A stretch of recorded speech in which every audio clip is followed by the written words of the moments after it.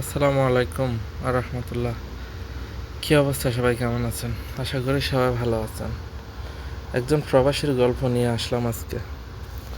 গতকালকে একটা ছোটো ভাইয়ের সাথে দেখা হলো, নতুন আসতে সৌদি আরবে। তো কথায় কথায় জিজ্ঞেস করলাম, ভাইয়া কী অবস্থা, কেমন আছো? বলো যে ভাই আলহামদুলিল্লাহ সব কিছুতে ভালো আছে, একটা দিকে কষ্টে আছে। বললাম যে ভাই কী কষ্ট তোমার?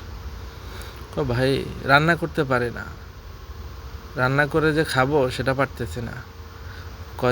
18 দিন হয়ে গেল, এখনও তৃপ্তি মতো ভাত খেতে পারি নাই।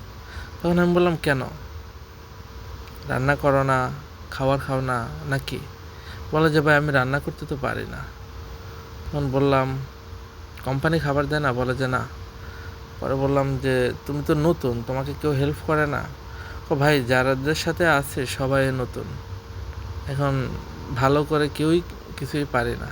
সারা জীবন দেশে ঘুরছি, পড়ালেখা করছি, খেলাধুলা করছি, রান্না করা তো আর শিখি নাই।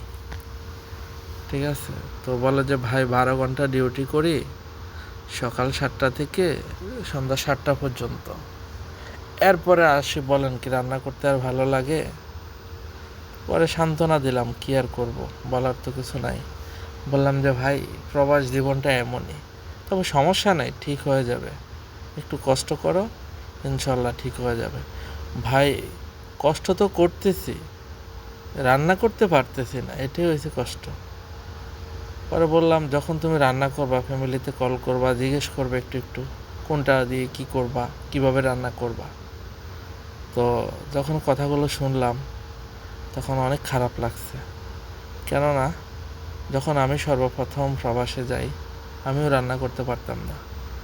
মাঝে মধ্যে আম্মাকে ফোন করে বলতাম যে এখন কি দিমো, এখন কি করবো, কতটুকু দিমো। আম্মা ফোন রিসিভ না করলে বড় বোনকে ফোন দিতাম যে কীভাবে এটা রান্না করবো, কীভাবে ওইটা রান্না করবো। ঠিক আছে, তো তখন এভাবেই রান্না করে নিজে আস্তে আস্তে শিখছি। তো ছোটো ভাইয়ের কথা শুনে গতকালকে নিজের পুরানো স্মৃতিগুলো মনে পড়ে গেল।